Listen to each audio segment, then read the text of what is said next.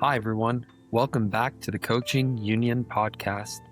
Today, we're joined by Leigh Ecuyer, a grassroots football coach and the founder of Mindful Football. In this conversation, Leigh opens up about the realities and responsibilities of coaching neurodiverse athletes, especially those with ADHD, and how simple shifts in awareness, communication, and environment can completely change a young person's experience in sport.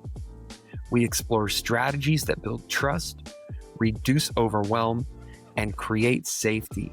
And we talk about how mindfulness, breathing, and patience can help coaches better support the kids in front of them.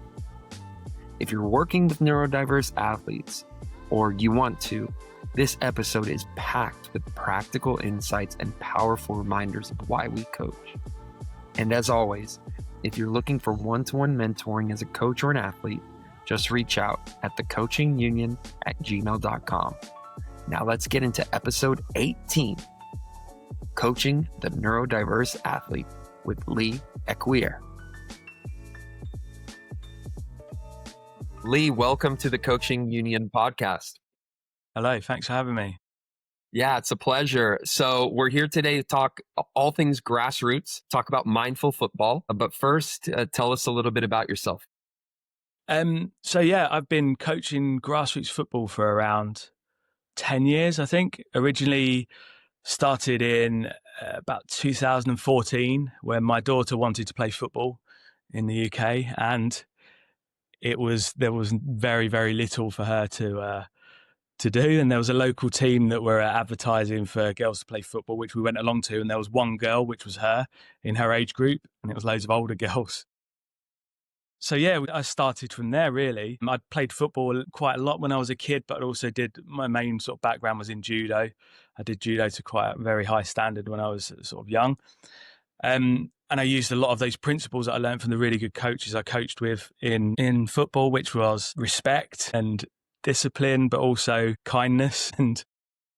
And weirdly, judo being the sport it is, as aggressive it is, there's also a lot of respect and kindness, and there was a family orientation around it. I spent a lot of time with those people because I was training so much, and we had a judo family effectively. So I sort of learned my coaching principles from that. I had a lot of knowledge around football coaching just from the amount of content I would consume on a daily basis. So I'm constantly searching and looking for information. So she went there and there was no one there apart from her for her age group. So then she brought a friend along and it was just training. So we were just doing sort of small drills. And then I think once we went for dinner at a local pub, and there was a girl playing football with all the boys, who was really skillful. And I was like, "Oh, do you play football?" And she was like, "No." I said, "Do you want to?" She was like, "Yeah, come speak to my dad," which was a bit strange. So she took me to see her dad. And I was like, I've started a football team for girls, which is highly unusual. And he was like, "Yeah, we'll come." So then we got her, and then we just built out from there. They brought friends along, and eventually I had enough to, I think we had 7 players at the time, with 7 aside. And I'd got a grant from the FA. It was called Grow the Game. So I'd got some funding for a kit. We had no pitch to play on. And so the team that it was attached to couldn't give us a pitch. So I went to spoke to somebody that I used to know and said, "Look, I've got a team of girls." There was no girls team in Grantham at the time. I said, "I've got funding." And he took us in and we played at a local fire station. There was a really muddy pitch behind a local fire station. And we started from there. So I had a group of girls who mostly only one of them had ever played football before.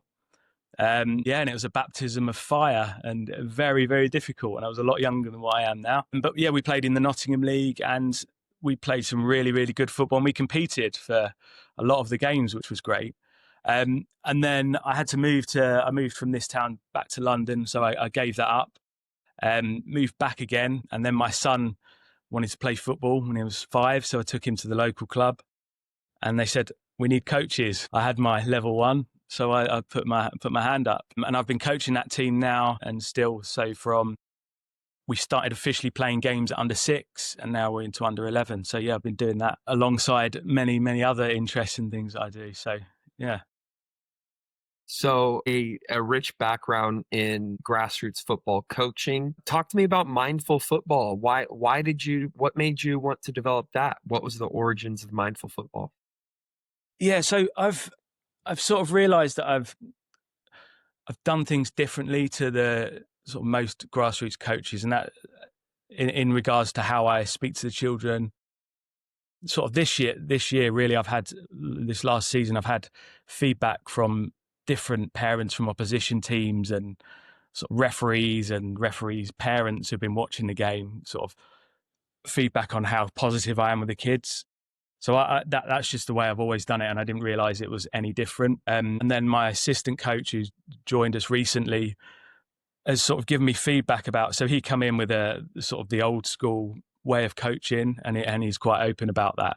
And because I've known him for a long time before football, I could sort of have quite frank conversations with him and say, look, we don't do it like that. We don't speak like that. We use language. I think is really, really important for children.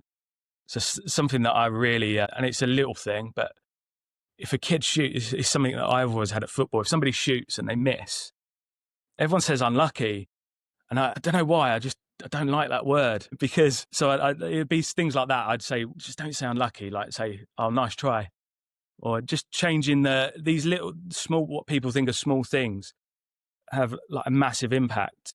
And through all these little things that I was not correcting him on, but giving him feedback on, it was making me introspect what I was doing. It was sort of making me realize how different it was.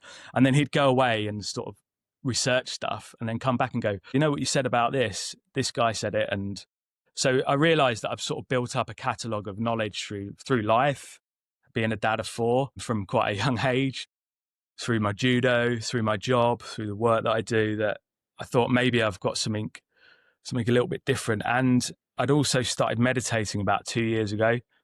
It's something that I'd always wanted to do, but due to I've got ADHD, I really, really struggled with it. But there was just something in my head. I was like, I know I need to do this. I know what it is. There was some research that I'd read that they've been doing research to people that meditate regularly, and it can actually increase your brain capacity. And they did a study of people that meditated and a study that didn't. And the people that meditated had an increase of their brain capacity in a real short space of time, around 7%. So that's enough for me to go, right, okay, that's what I need to do. So I started meditating just for 5 minutes a day, every day. And I really determined to do it. And it was hard for me to sit still and concentrate on one thing for that amount of time. But I did it, started using the Headspace app for free. And then it gives you a weekly schedule. So I thought, right. And then next week it's 10 minutes. And I found it really, really difficult, like really, really hard. And then after about the second or third week, 10 minutes went in like, wow. And then 15 minutes. And then I'd like come to the end of it like, wow, this is good. This is doing something. I also read another book for my son. So my son was struggling with things. He had some things going on in his life that were really tough for him. And it was affecting his football. So I bought a book. It's called Mental Toughness for Young Athletes, I think it is. And that really resonated with me because it was about how this guy had written this book for his child. And he used the methodology. He was a musician, and I've been involved in music all my life, where he'd sort of trained his son using the same methodology that you do in music, where you're doing the repetition. And there's loads of different methods in this book. And one of them was meditating as well. So I did the meditation with my son at night when he was struggling. And it's a really simple one where you lay in bed, relax, and then you think of if you think of a thought, this is for kids, you get that thought, put it on a log, and then watch it float down the river. So we did that. And then after a few days of doing that with him, he said to me, Daddy, the first time I did that, I had loads of thoughts that I was putting on that log. Like now I've got like hardly any. So I'm like, okay. So that's like calming him down and helping him. And then when I learn something, my personality, I'm quite evangelical about it, to the point where I probably annoy people, where I don't stop talking about something that I found that's really good and I think it helped people. So I was telling people at work that I'm really close to and telling friends, and every single person come to me who was interested, and they knew that needed to do it. And they'd ask me like, right, how did I do it? So I was helping them, pointing them to different resources and saying, right, try this. And that made me recognize that, okay, maybe my brain's a little bit different to others, and maybe I could just break this down to try and get more people into it. it's a no-brainer for me. And if I can do it, then a lot of other people can do it. So that's when I sort of started to try and think, right, how can I do it for kids? How can I do it for kids in grassroots? How can I make it accessible and easy for them? And then I started medication for my ADHD end of last year. So all these ideas that I've always had floating around my head, it gave me give me the skill to be able to sit down and finish something, which I've never had, which is where I sat down and I completed the book, Mindful Football. And it's just a guide it's a really short book. First of all, I Googled it, like, right, meditation book for kids. So the book that I read about mental toughness for young athletes is a wonderful book, but it's aimed at parents. But there was nothing for kids, and I thought, right, okay, so maybe I can do something that's going to help them. And from that spawned Mindful Football, and I thought, right, maybe I can start sharing the knowledge that I've got, because I thought foolishly that everyone behaves like that and acts like that with children, and I realized quickly joining different leagues that not every coach coaches like that. So I thought, right, what can I do to try and share my knowledge effectively and make the grassroots game a little less toxic than it has been historically? And how can I help coaches? There's a lot of material out there at the moment for good drills, and there's a plethora of, it has been for years, and it's great, but there's not as much for grassroots coaches on how to speak to children, how to help them. And then when I really thought about what the mission of Mindful Football is, it basically, I was lucky enough growing up. I lived in a council house when I was a kid, and it was really rough. I struggled because I was quite a sensitive kid, because I had ADHD. I didn't realize at the time, so I was quite emotional, and it was a tough place for me. The 90s, sort of late 80s, early 90s, growing up in football, it was a really tough place to navigate. I was smart enough to navigate it, but I think some kids are not lucky enough. My dad, when I was struggling all through my life, my dad was a paramedic. So as I got older and I had bouts of depression and anxiety through different things in my life, my dad said to me, go and speak to somebody. And I've recognized in my life, people will come to me when they've got issues, my friends and family and stuff, and I would help them.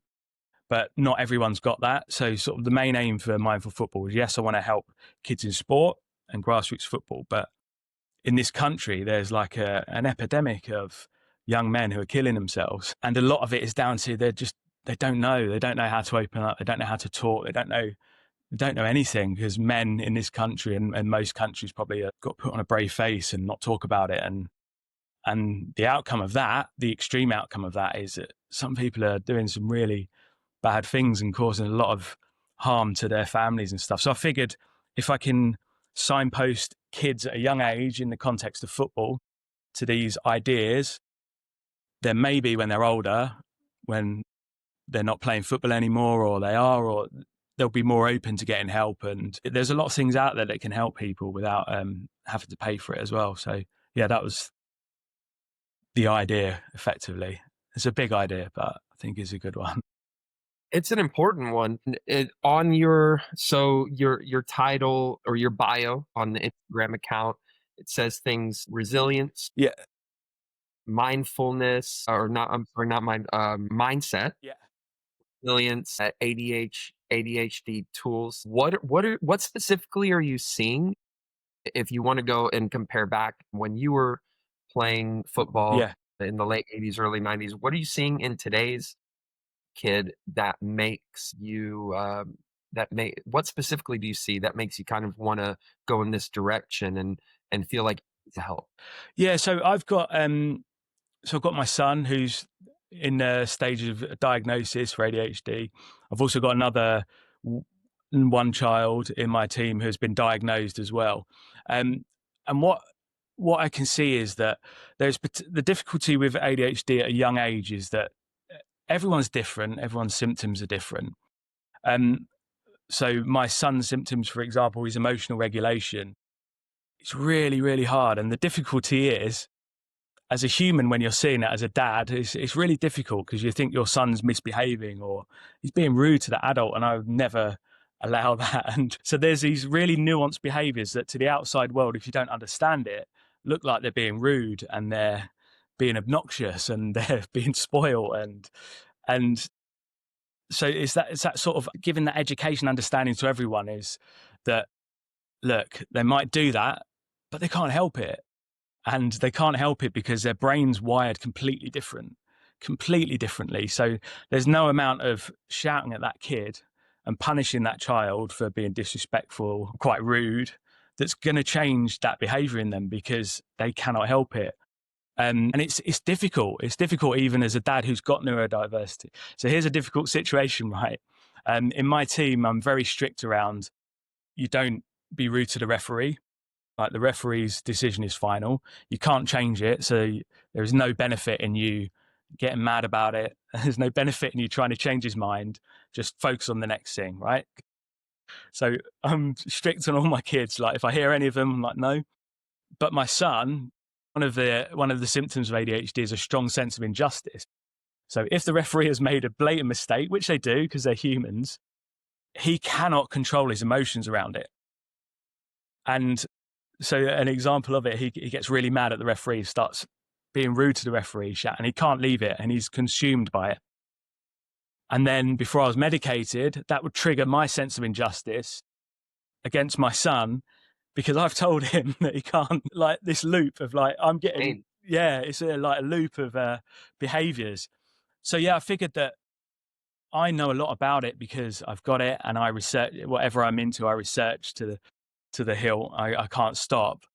But not everyone's got that, and not everyone's got the time, the effort, or the understanding, and to be able to do that and really understand these kids. And if you can get, the thing about ADHD is that there's so many positives, that if you can manage that difficult behavior, what the world seems is difficult and what is sometimes, and ring fence that, the positives are like tremendous. So my son, he's not the best player in the world, but when we had a penalty shootout in the final of a tournament, he wanted to take the sudden death penalty, and I had no doubt in my mind he would score. No doubt in my mind, because under pressure, someone with ADHD, we can hyperfocus. So when we're under pressure, so we're great in a crisis. So something really difficult's happening, the ADHD person can snap and just go, right, what needs to be done, and organize things. And so there's really positives for it. And also the other idea that I had was, how can we teach coaches to be an advocate for these kids, for the outside world? The sort of idea I've got now is that before a game, I'm now going to speak to the referee proactively, because I've seen the reaction that he does to the referee, and some referees go back at him, and it causes this real difficult scenario to deal with. So now I'm going to preempt it and speak to the referee and say, look, my son has got ADHD. One of the symptoms is strong sense of injustice, almost uncontrollable. If he is rude after a decision, I'm sorry, I will bring him off. Please don't retaliate and take it personally, because it's... So I think you can do these little bits of advocacy for these kids. So when they're not listening, a lot of the time that you'll be talking and they'll be doing something else or kicking the ball. Sometimes just give them a timeout, or get them to go and get some cones, or get them to go and collect all the balls up, because sometimes they cannot help but physically move. But and it's not just in a football context, it's in a classroom context as well. So I've got a niece who's got it, and she's having a real hard time at school, which I had as well. And I just want to try and reduce that, because there's a lot of positives to it that can be really useful if it's managed in the correct way. So certainly more, the term neurodiverse is, am I wrong for liking that term? Like, no, I think it's important. I don't know. I love that term because I think it hits the nail on the head perfectly. It's not a problem. It's not an issue. I don't think it's just different, in my opinion. And there's some really good things. Yeah, exactly. There's some challenges, but there's some really, it could be a superpower. Definitely. Yeah. In my opinion. So more neurodiverse children in the world today. I think the numbers show neurodiversity is increasing, which means there will be more playing sport. What are some things, you kind of named a few already, what are some things, like the coach that might not be clued in and might not be looking for this? What are some things that they could look out for, and some signs that might... so the eye contact's quite a big thing. Sometimes that's how you tell. yeah, like they won't actually look at you direct on. And I didn't. So if I just explain my journey a little bit, so I've only found out really in the last few years that I was neurodiverse. I had no real idea. So if I explain what happened to me, it might sort of. So I went through my whole school life, really. I was more than capable of school academically. I found a lot of it really easy through primary school. I was top of my class really easily without any effort. And then once I got a little bit older and you have to revise and remember things and be organized, I really, really struggled. And I wasn't, back then, I wasn't like a really naughty kid. So I wasn't smashing up classrooms. And so I didn't get the sort of attention that a lot of the really extreme neurodiverse kids got. I was quite quiet and quite shy. But it got to the point where I had to move schools. The schools called my parents in and said, right, he's going to have to move. So I went to another school. And there's just so many lessons that I had that I just could not concentrate. And all through my school reports, I used to dread getting them because my parents wanted me to go to university and I was going to be the first kid in the family to go to uni. And every time I got a school report, it said lacks concentration, like got ability, but just doesn't apply himself. And I went through my whole school life thinking I'm lazy. That's exactly what, and it's even into adult life, I thought I was lazy. And then I met my partner about 5 years ago. And she said, as soon as she saw me, she was like, do you think you got ADHD? And I'm like, no idea what that is. So I started looking into it and I'm like, oh, okay, maybe I have, maybe I have. And it really helped me sort of understand myself. To the point, and yeah, there's some things that I can hyper focus on for, and it could be like there's certain interests that I've got that I could sit down 24 hours from without a break, like non-stop. I consume so much information in subjects that I love, but yeah, so I've always had that impression as an adult that I'm lazy. I'm 46. So it's only last year I got my diagnosis. So all those years, and what happens with a kid with ADHD, they have 20,000, by the time they're 12, 20,000 more negative comments from adults, teachers, coaches, whoever those adults are in their life, than a neurotypical child. And what that does to those children is that they internalize it and they think there's something wrong with them. And all through my life, I've been like, so simple things like going somewhere, going football training, for example, and you turn up and then you'd forget a bit of kit that's really important. And then what happens is you beat yourself up over it. You're like, why can't I do this thing? Like, I'm not stupid. I know what I'm doing. Like, why can't every time I go out of the house, I forget my wallet? It sounds simple, but when you're doing it every time and then the internal dialogue, because of the feedback that you've had from your formative years, you start thinking there's something wrong with you and that you can't do it and that you're no good and that these people are. And also what that does is it causes anxiety and depression. And what I didn't realize until I was medicated, that all through my life I've had anxiety and depression. Most of that was from ADHD. So yeah, by creating an environment where these kids feel understood and some of their behavior, what adults seem as naughty or rude, you don't always have to react to it and let them do it. And it fizzles out really quickly. If you can give them that environment, they're going to love coming to football and they're going to love playing for you and they're going to do really well. And if you give them the right instructions in the right way, they can be absolutely amazing. Like we can see that one of the best skills that I love is problem solving. So I always thought, because I didn't know I was neurodiverse, I'd go to a meeting at work and there'd be this big problem and I'd go to solve it really quick. I could solve it in a second. I can just understand it and get to the outcome. And then everyone's having a debate about it. I used to find it really frustrating. And then they'd get a different answer to what I had. And then a month down the line, they'd go explore what they were doing and then come to the conclusion that I had straight away. So yeah, so that in a sports context, some kid with ADHD would be their pattern recognition. So what I do, it's a technique I learned from a book, is that, so I've got a guy who plays on the wing, really talented kid. If you shout, loads of people are shouting different instructions to him, parents, coaches, gets totally overwhelmed and can't play. So all I say to him now is like, right, he plays on the wing. I want you to stay in this area. So I show him, draw him pattern here, and then draw cross. So when you're here, I want you to cross the ball. And he will do that from the beginning of the game to the end to a really high level. So you just have to learn how to communicate to get the best out of them.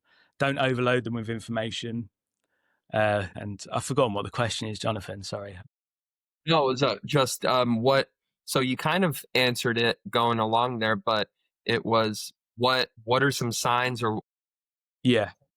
to a coach who might not be clued in Yeah. or looking for it, how can you tell that someone might be a bit Yeah. neurodiverse? Which I guess we We all all are are. in Yeah. a way, but Some, so sometimes it can, if they can't keep still. So I've always had this thing where I shake my leg and I move. I've had it my whole life and people used to pick me up on it. That's one of them. So if they can't actually physically keep still, if they look like they're daydreaming, I used to get called a daydreamer all the time at school, where they're sort of zoning out. That's another thing. Eye contact, really struggle sometimes with direct eye contact. So they're not being rude. It's just that sometimes they just can't. It's really, and I've always had, because I didn't know I was neurodiverse, there used to be certain people I couldn't actually make. I used to think I was really confident and good eye, but sometimes I'd be reflecting like, God, I didn't look that person like once in the eye. And I've always, and then I start, and this is the ADHD, so you start internalizing it like, why am I being so rude? Like, what is it? That person's done nothing. And so you have all these internal conversations. But yeah, and what I've recently learned is that, yeah, I'm just neurodiverse. Like I struggle sometimes with eye contact. And so, yeah, that's another one. Having a lot of energy sometimes, and it depends on what type of ADHD you've got, because there's different types of ADHD, and hyperfocus. So sometimes if you can't get them off a particular task, so if they'll be getting a ball and no matter how much you call them, they don't hear you. And yeah, they're just in a hyper-focused state. So yeah, that's another sort of sign. Yeah, sorry, go ahead. there was You one have more, another and one? it's something that I've always had trouble with all through school life, is that trying to make people laugh all the time and being the class clown. I always just thought that was my personality, and some of that's dropped away since I've been medicated. And it's something that I didn't even realize. But what that is sometimes is that you're trying to crave, because your brain doesn't create enough dopamine, by making the whole class laugh or somebody laugh. Every time I make them laugh, I get a little hit of dopamine, and my brain goes, oh yeah, you need that. So then you do it again and again, to the point where everyone gets fed up, but you can't stop. So yeah, that's another sort of sign. So along with many others. In very interesting. So, in on your Instagram page, you give a lot of tools. You share a lot of wisdom as far as how to get the most out of these athletes as a coach. What are some what are you've mentioned a few already, but can you share with us some coaching techniques? Like take us to the pitch. But for How do neurodiverse kids you or just approach? kids in general? We'll stay on the Okay. neurodiverse athlete, but then yeah, maybe we can Yeah, so open it up. for neurodiverse, the best one is when you can't get their focus, is just touch their shoulder sometimes and just slow it down. Just touch them, give them contact on the shoulder, and then and just say, oh, yeah, and look at them straight in the eye. They probably won't look at you straight back. Say, are you okay? Right. Did you hear what I said? And if they're struggling with the task, which a lot of them do, and they get frustrated, just break it down into like really 3 small chunks. So it's like, right, okay, first thing, take the ball. Just really cut it down, because we see things in patterns sometimes. So if you can just do it in the layers, break down the task really, really simply, and then praise it if they get that first task. Yeah, that's good, and give them loads and loads of encouragement and really sort of boost them up. Over praise, I think, when they're doing something right, gives them that little dopamine hit. A little high five is probably my best coaching tip for kids, of all kids. Just giving them a high five when they've done something really, really good, really sort of reiterates what you're sort of trying to get them to do. And the ADHD kids especially get really excited. And once they're excited, once they're focused on the right thing, like they'll be amazing at it. So kind of just a touch on the shoulder, just to kind of maybe break that Yeah. hyper focus. Yeah, yeah, Is yeah, that what? yeah. And then just kind of breaking it down Really into small small things. chunks, Yeah, yeah. whatever you want to say, simplifying it or making it very Yeah, bite correct. sized, Yeah. and then the positive reinforcement Over over reinforcement of what you reinforcing it. wanted them to do. Yeah. No, I do that with all the kids generally anyway. I ignore, if they make a mistake, generally, I ignore it. Or if they're trying to do the right thing and make a mistake, you go, yes, nice try. And then when they do exactly what you want them to do, I'm almost evangelical about it. That's really important as far as the positive reinforcement goes, and I like how you Yeah, reframe that, like the nice try. yeah. Right, nice try, right idea. Never unlucky, because I don't like that phrase, but yeah, right idea. Try it again. I'm right there Yeah, with try again. I'm right there with Yeah, you on the what's got me is the yeah. dopamine. Can you go into that? Do you The main reason that the ADHD is that your brain doesn't create enough dopamine as the normal person, which is why we really, really struggle to do a task that we perceive as boring, which doesn't give us a boost. So, like, if I see a TV program, if it doesn't get me in the first few seconds, doesn't like I'm really struggle to sit and watch it. And same with books or everyday tasks like admin. I've had all through my work life, really, I've done really well in my jobs, but the feedback has always been from my bosses like, your admin's terrible. And it's not that I can't do it.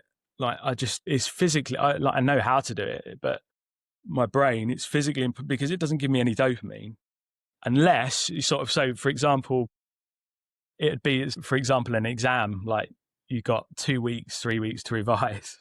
I don't need to worry about that yet. But 2 hours before that exam, you'll sit there and you'll probably do 20 times more revision than what anyone else could possibly do in that 2 hours, because you're under pressure and there's that right task. I've got to do it. And I really need to do it. And a lot of the negative symptoms from ADHD come from not having enough dopamine. So that's why we'll get ourselves into difficult situations all through our life, or there'll be financial difficulty because you get a dopamine hit when you go and buy something really cool if you're not feeling very good. And that could cause, there's so many different sort of everyday issues that you can get from a lack of dopamine. I could sit and do, when I'm in the mood to do it and I've got time, I could sit and do music for 24 hours solid, easy, with no break. But for me to go and fill out a form that I need to fill out that'd take me 10 minutes, it's impossible unless there's a really, really strong deadline that I need to do. So yeah, and all through my work life, I've had issues around admin, except for when I mentioned it earlier, when I had a boss who's been the best boss I ever had. When he said to me really early on, he said, look, your admin's terrible. But he said, don't worry about that. He said, let me do that. I want you to go and solve problems and fix things. And that's where I had the most success in my sort of career, really, is having that management, which is what I've sort of tried to do with my kids in my team. Like, there's certain strengths and weaknesses to everyone, and if you can give the environment to somebody who's neurodiverse for them to thrive, it's way more beneficial than trying to push them into the box that they'll never fit in effectively. So I went to therapy a couple of years ago before I even knew I had a diagnosis, and at the end of it, I asked her, like, do you think I have ADHD? And she goes, oh, I think you've got symptoms, but I can't be sure. I went back to visit her about a year ago, and at the end of that, she said, I think you need to get a diagnosis now. And then I went back to her after I got my diagnosis, which is a really weird journey where you sort of look back on your life like, oh God, I could have done this, I could have done that if I'd known. And it's quite difficult when you get to this age and you sort of like look back on your whole life and it wasn't as you sort of perceived it.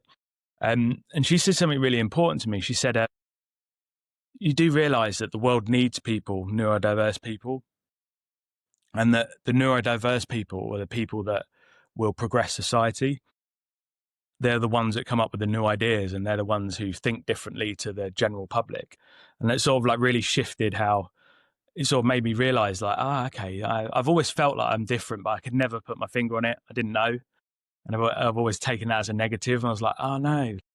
A lot of my frustrations had come as that I could come to a conclusion to something or problem really, really quickly. And I'd get frustrated that other people couldn't. So it just shows that we've got something different to offer. And if you can give these people the right environment, then they're gonna be special in some way. I completely agree. And as you're going through this, as you're explaining it, to me, sports sounds like the perfect outlet for someone who's neurodiverse, where you can hyper focus, where you can burn your energy, where Yeah, you can get your yeah, dopamine hits. And yeah, so it's no surprise that there's more and more neurodiverse athletes in sports and in grassroots yeah, sports.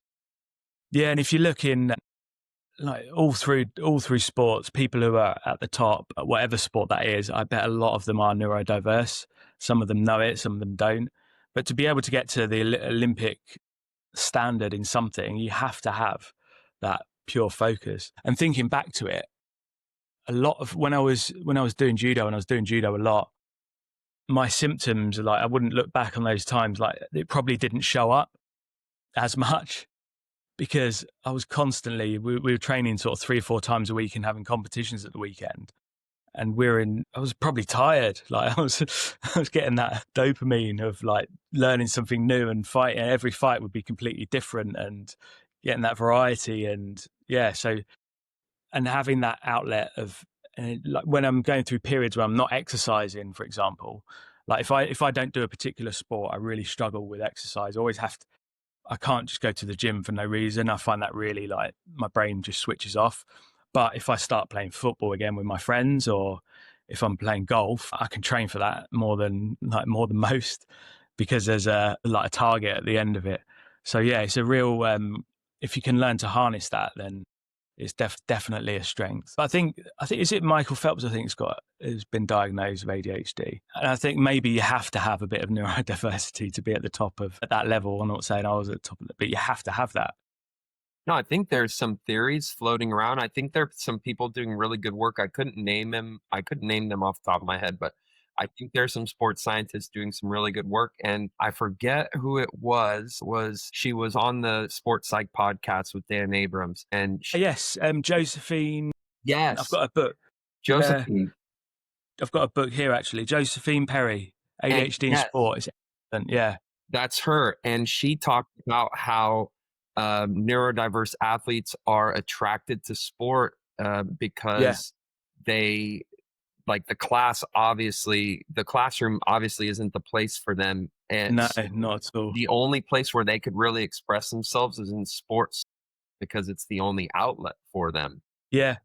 Yeah, and it is sport is littered. And actually, if you look at anyone who's really at the top of their game, not even in sports, but a lot of comedians have been diagnosed with ADHD, believe it or not, which touches on the class clown theory, that symptom that I talked about earlier. So yeah, I think a lot of people are at the top of their game in anything. Like if you look at probably the art world, music, comedy, a lot of comedians have been diagnosed with ADHD, which fits in with the class clown symptom that we were talking about earlier. Yeah, music's probably, if you looked into music, anyone who's at the top level of music has probably got some form of ADHD, I imagine. And to get good at anything, right, you just keep doing it. Everyone starts at zero. I suppose have you read the Matthew Said Bounce book about the 10,000 hours of practice? It's a really good book. And it's a theory about how to get good at anything to a really, really high level, you have to have 10,000 hours. And that in that book, he cites Mozart and Tiger Woods. So everyone called Mozart like the child prodigy, but by 4 years old, he could play those things. But his mum and his dad were piano teachers. So by the time he was 4 years old, he'd had 10,000 hours of practice. And same with Tiger Woods. Tiger Woods' dad was a golf coach. And yeah, he would be playing golf ever since he could walk, and he would have had 10,000 hours of practice. So yeah, so it's a really interesting theory. And it starts off, Matthew Said, I think he was in the Great Britain table tennis team, and a PE teacher at his school was a really good table tennis coach and player. And he had a little premises down on the road at the end of Matthew Said's road. And he used to give the kids at his school the key to unlock it and go and play table tennis whenever they wanted. And in that street, there was like multiple Great Britain table tennis players, just because they'd had the opportunity to do that activity for a long amount of time.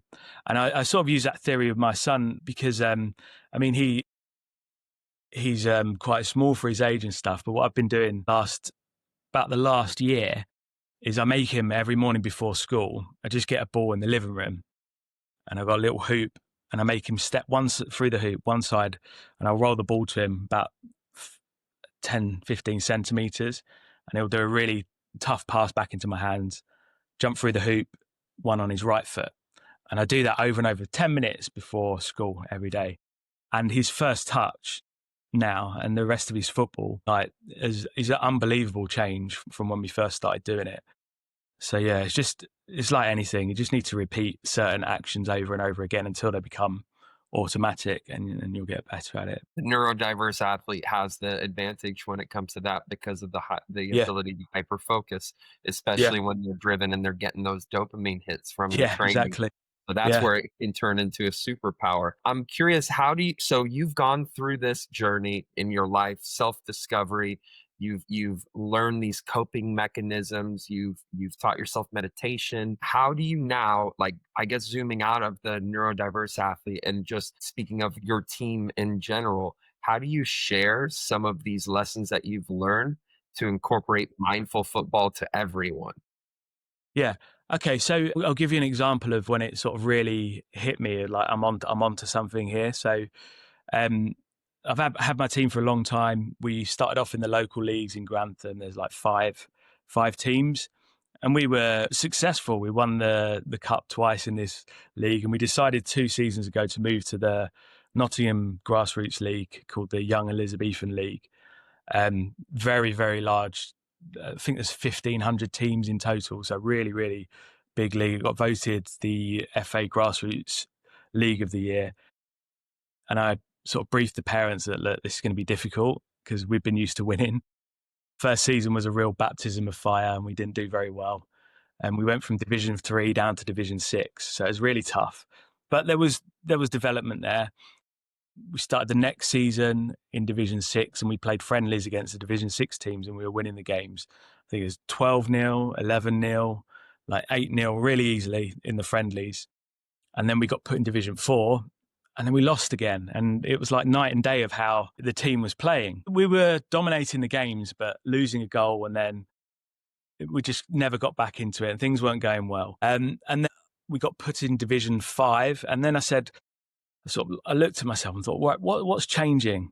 Because we did the friendlies again, and we were in Division 6 again. The friendlies, we won like 9-0, 8-0. And I was like, right, okay, so we're winning the friendlies easily. Every league game, something's going on. What am I doing? Right? Because I was putting it on me because that's how I work. And what I realized was in the league games, I was giving them too much information. So I was talking about tactics and positions and I was probably putting a bit of pressure on them. I didn't even I tried not to, but with reflection, I probably was. And I talk about, right, this is a league game and this team is here. And if we win this and da da da da, and putting sort of focus on the results. So I decided to, in our next set of league games, I'm not even going to talk about football before the match. So we get there, we just be really relaxed, have a little bit of fun, muck around, do the little warm up, do some ball mastery. And then I always used to get them to like put their arms around each other before the match to give them a team talk. And then I thought, right, I'm going to do some box breathing and visualization with them. And they thought I was a little bit mad at first. So the box breathing would be breathe in for 4, hold for 4, out for 4, hold for 4. Do that 3 times, which would calm their nervous system down. And then I taught them through a visualization exercise, a really simple one. So it'd be like, right, I want you to think about the best match that you've ever played at football. Think about the things that you heard. Think about what you saw. Think about how you felt. And then try and get them to go into real detail and and then let them relax with that thought. And then just keep going over that. And then I've never seen them so relaxed after since I brought that in. So we won Division 5 without losing a game. We've not lost a game for 13 games. So, and I can put it, there is a turning point, and it is down to doing box breathing visualization. Now they don't play, they play really good football anyway, but they don't play any better than what I've ever seen. But they are relaxed. They're really, really relaxed, and they're really focused. And it's just, and I get them off at half time, and we do that again. And we just talk a little bit about the game, maybe if we need to, or just a lot of the time, my team talk is now, look, you guys know how to play football. Like, just go and do it. You know what you're doing. And yeah, the difference in their play from that moment is unbelievable. So this season, we've scored 116 goals in 27 games. We're unbeaten in the last 13, and we won our first 2 summer tournaments this year. We've been doing them since they've been 6. and we got to the final a couple of times, but we've never been like the winners, and we've won two on penalty shootouts as well. And I had no doubt in my mind that we'd win those penalty shootouts. A mixture of the box breathing and visualization, and the fact that I put the kids with ADHD in the pressure spots. So it's great. It's just so, I don't think I've ever talked to a coach that is so mindful of neurodiverse athletes and putting them into positions where they can succeed and maybe coaching them in different ways. The last question about like the football and the coaching side of things, how do you define success, or how do you pitch success to your players? So you're throwing, like, there's a bunch of mindfulness in there, and there's a lot of things, great things like meditation in that story that you talked about, visualization, a bit of social, like the social side where they're all bonding, arms around each other, but you're Yeah. also doing a lot of winning. So when Yeah. you're communicating At with the your moment, team, yeah. what is success? It has, yeah. It hasn't always been like that. Yeah, the winning is just recently. And I'm very aware that coming into the new season, we've got some big changes coming up. We're going to a different format. So I'm sort of mentally preparing myself for how I deal with that, because it does have a big effect after they're winning. But I've never ever really put an emphasis on them winning. I've always put an emphasis on, like, well, one, are they enjoying themselves? Are they having fun? Sometimes they are, sometimes they're not, but it's my job to make sure they're having fun. The sort of big thing, and the big thing that I've always been really hot on, is that, and through the age groups and personalities, is that you cannot let the negativity come in. So it's a natural reaction for a kid to want to win. So I don't really need to tell them that, because they want to win. They're competitive. And my team are super competitive. But the one thing I've always kept a lid on is I won't have any of you speaking to anyone badly after they make a mistake. Like, I've got real zero tolerance on that, because the moment that kids worry about making, or anyone starts worrying about making a mistake, then the team's shot. And I've seen it when I've been to coach other teams to help out. And those little voices of dissent, they start off really small, but you can see it will spread. And because I've got ADHD, I'm really receptive to minute bits of body language and empathy.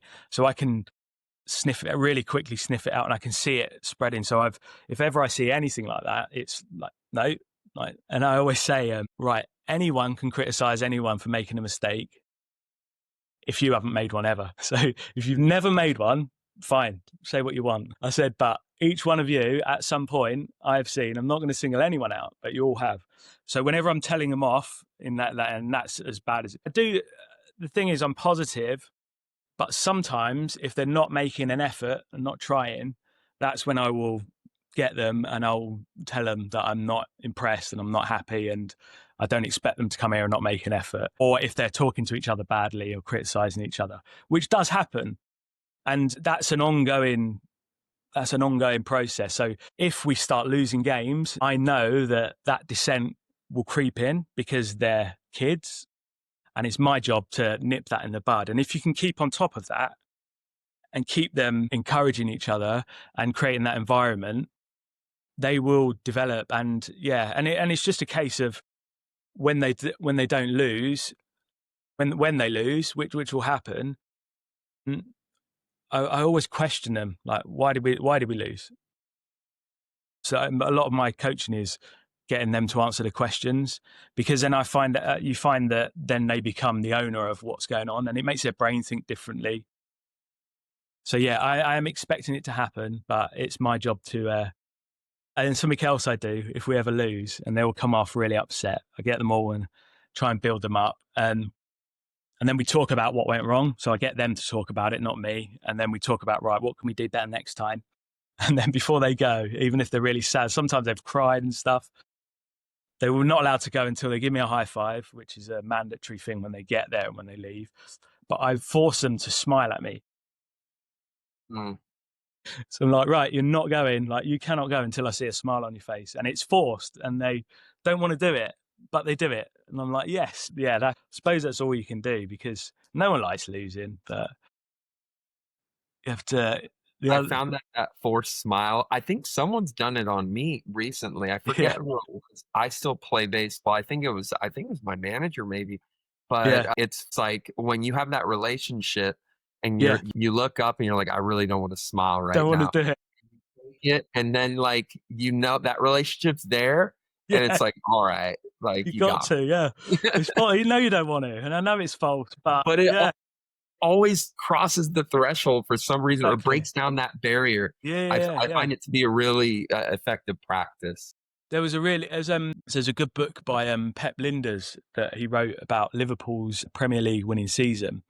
And Jurgen Klopp allowed him to document everything. So he's assistant manager at Liverpool. And during the season that we won the Premier League, he documented in his book exactly what they did and how they did it. It was amazing. And I think they'd lost it. I don't know whether it was in the book or whether one of the players said it, but they'd lost the Champions League final. And it was the first final they'd been to. And Klopp asked them all down to the hotel lobby for a drink afterwards. And all the players were down there looking glum with like a drink. And Klopp went in like smiling, and they're all like really moody and like peed off. And he said to them, "Right, you've got 1 hour." He said, "Are you going to sit here like this all night? Like you lost, get over it." He said, "This is just a start." He said, "You've got 1 hour and come back down here, and I don't want to see any of you like not smiling again." And he said it was the weirdest thing ever from a coach. Like they'd just lost and they weren't getting told off. And they ended up all dancing on the dance floor and having a disco and like having like a big party through the night, even though they lost the Champions League final, which I thought was great. So Yeah, if he can I do it, love that. Well, it's inside of them. They were a team. They're mates. The social aspects never leave. The social aspects yeah, are always there. The relationships, they're always there, no matter the result. Now, the results could make you forget about them, and it may make you think about other things.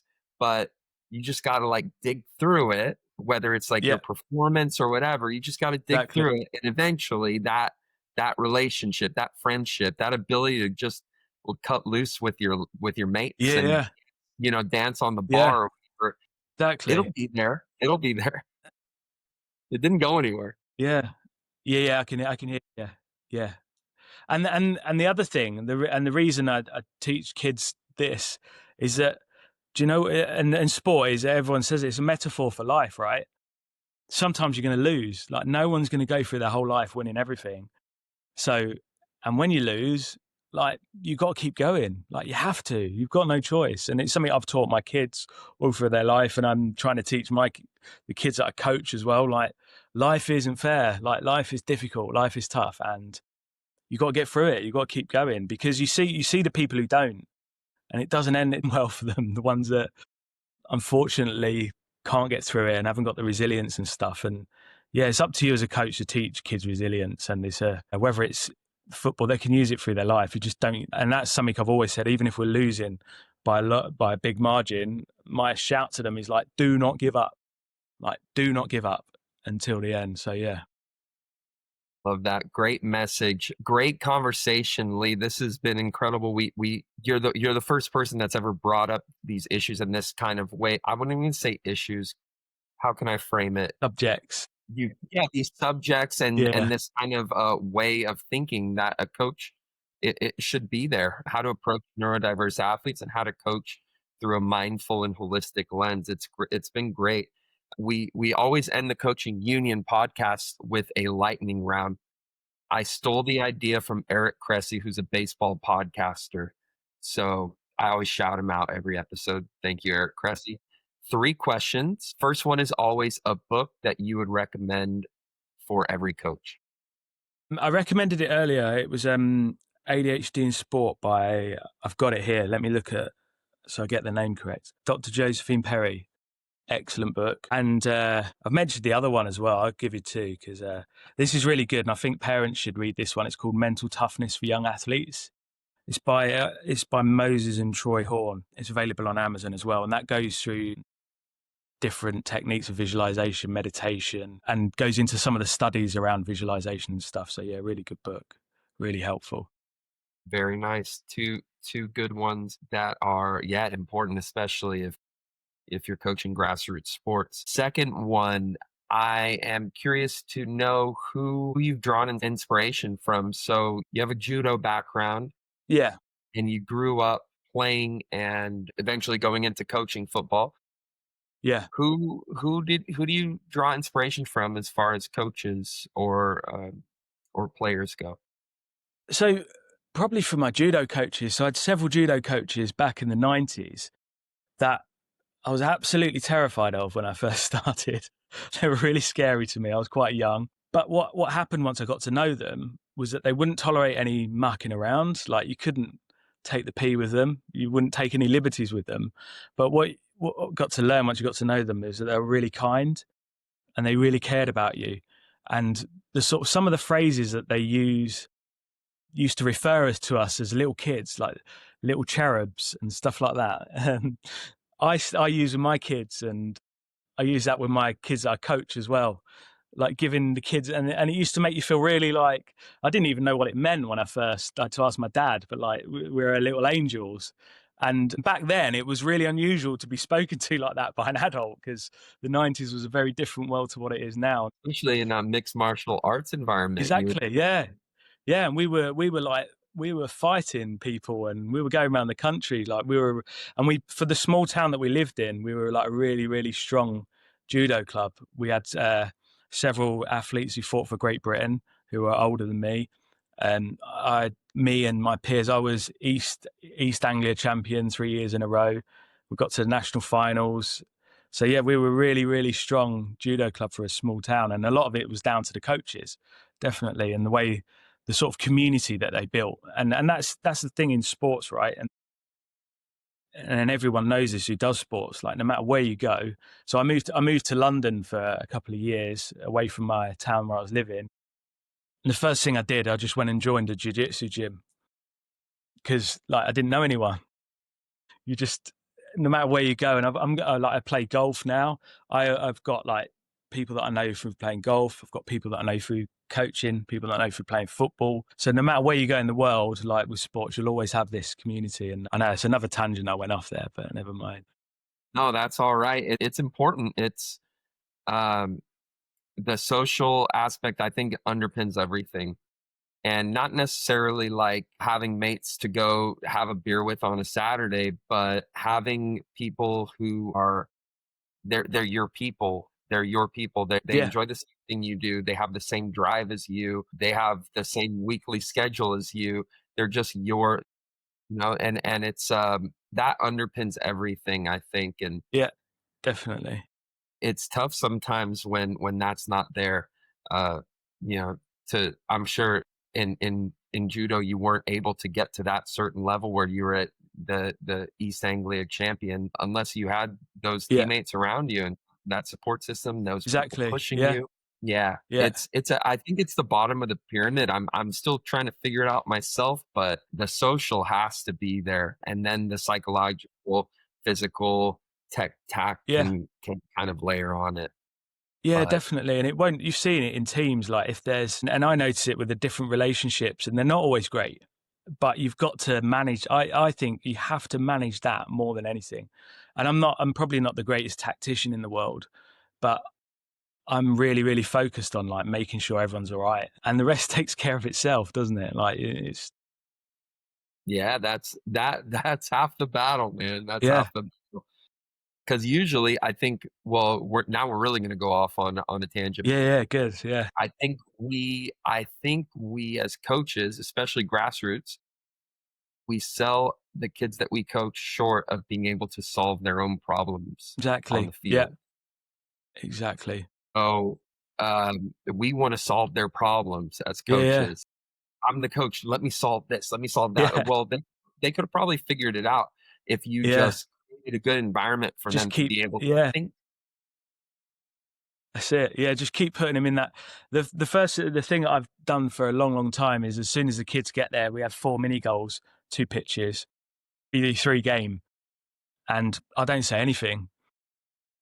Just they love it, and they're getting hundreds of touches and making mistakes, and and the way that they react when they're in a match now, the way how quickly they pass and solve that problem, and that's not me solving it for them. You just give them that environment, and it doesn't leave them either. That's the thing.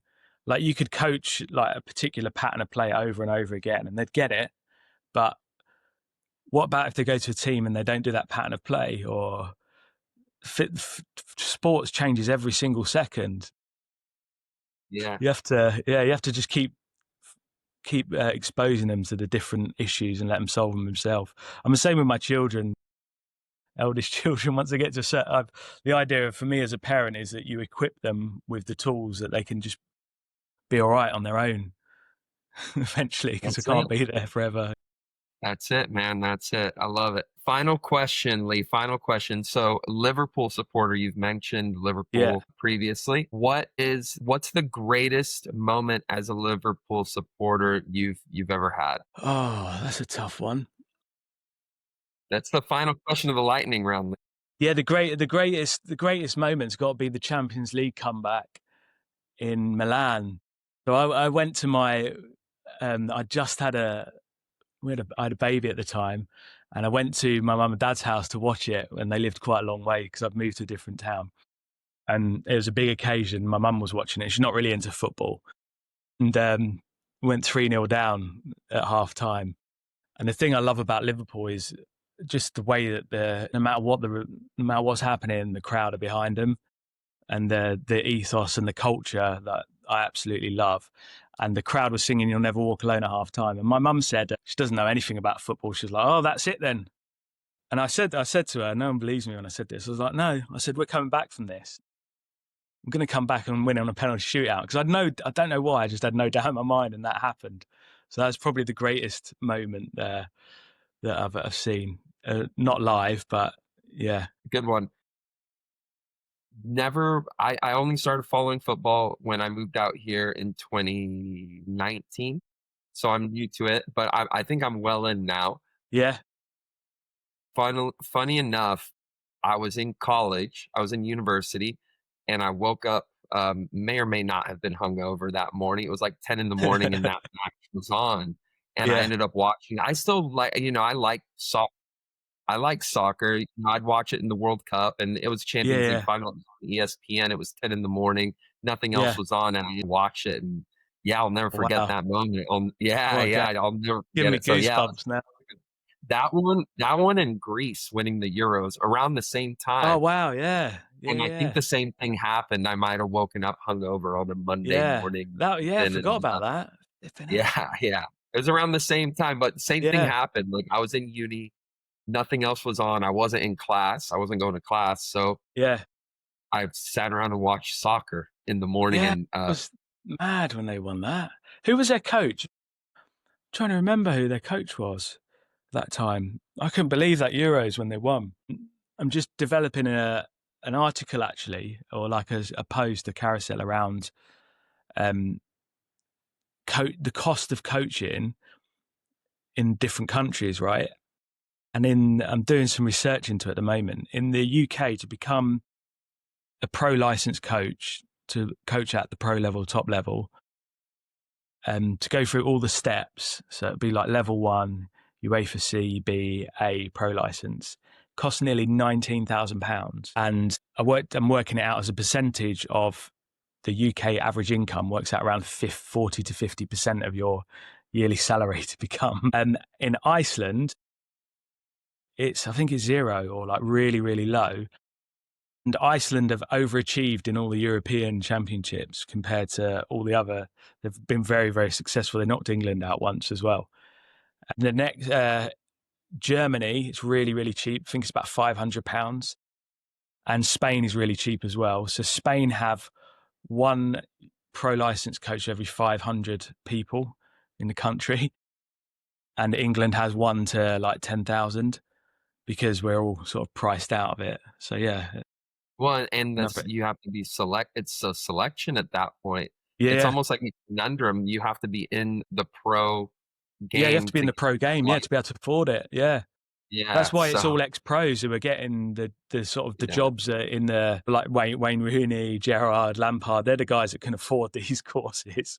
yeah. And then everyone complains that we've got no, to an and everyone academy. complains that we've got no pool of English managers, but the reason's right Yeah. there. So yeah. Yeah, coach education. That'll be the next episode. That's a whole Yeah. nother ball game. But we really appreciate you sharing your perspective and your knowledge again. Very unique and I think very important.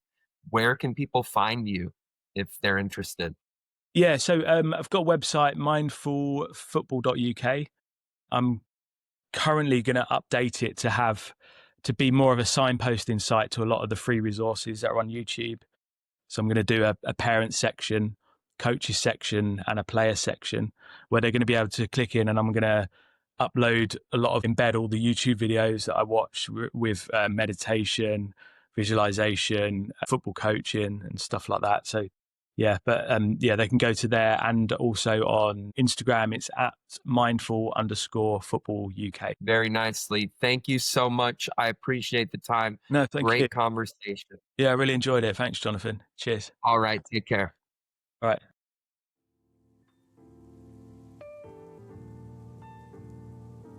That's a wrap on episode 18, Coaching the Neurodiverse Athlete with Leigh Ecuyer. This conversation is a reminder that coaching is never one size fits all. Neurodiverse athletes bring a different kind of brilliance, and it's our job as coaches to meet them with understanding, flexibility, and belief. If this episode challenged your thinking or gave you something useful, share it with a coach, a parent, or anyone supporting young people in sport. And if you're ready to grow on your own journey, I offer one-to-one mentoring. Just email me at thecoachingunion@gmail.com. I can't wait for the next episode. Until then, keep growing. Bye, everyone.